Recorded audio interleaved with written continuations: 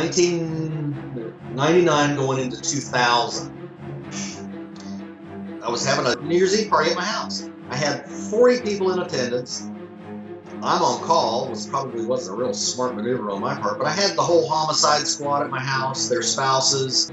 Well, another interesting case was the case of an actress who was murdered, stabbed multiple times at an apartment complex. And it just so happened that some off-duty deputies and some on-duty deputies were working the particular apartment complex, got a call to check out this apartment.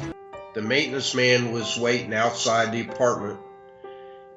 The manager unlocked the apartment door. We walked in.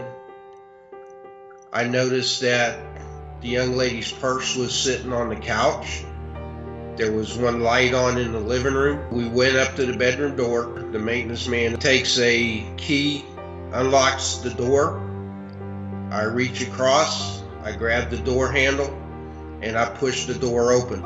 I notice a big bundle of linen in the middle of the bed. I see a lady's leg. I pulled the door closed. I told everybody to get out. We went outside. I closed the apartment door. The maintenance man was vomiting over the railing.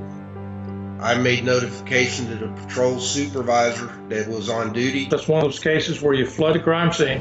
You want to find out who the boyfriend is, who the ex-boyfriend is, who lives in that complex, who lives in the neighborhood of that complex.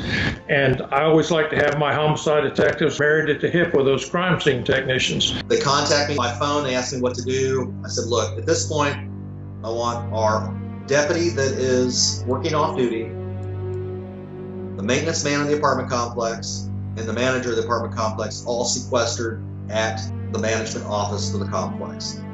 Myself and my partner are en route. So when we got on the scene of this young lady who had been murdered in her apartment, the first thing we noticed is that this scene is pristine. There's no apparent struggle, there's no blood spatter, there's nothing wrecked, there's no fighting going on. So clearly this woman was either asleep or drugged or completely unaware of the attack. As we walk up to the door, they're all telling me this scene is pristine. There's not anything out of place, nothing, other than the body on the bed. We open up the bed linens, and there we've got a 24-year-old.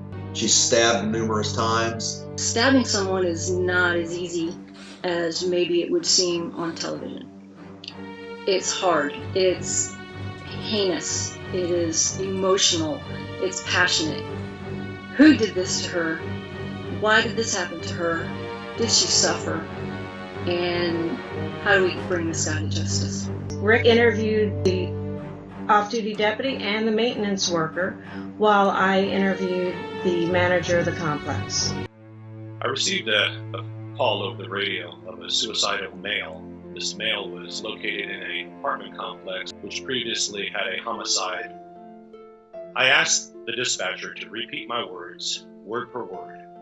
I asked that the suspect step outside of the apartment with or without the shotgun. But either way, we were going to settle this here and now. She explained to the suspect exactly what I said, and he responded that he was now going to stay inside because he was afraid. I told the dispatcher, once again, to repeat my words.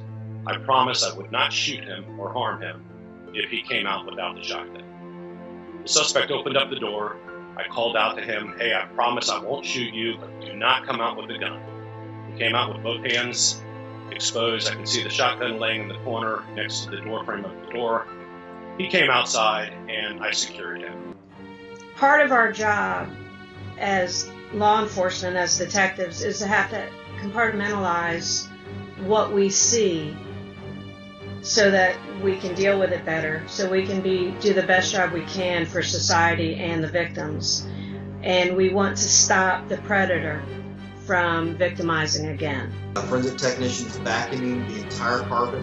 All I want is just one little piece of evidence. I just need a minute piece of evidence. Something that will point me in the direction of what happened, why did it happen, who did it.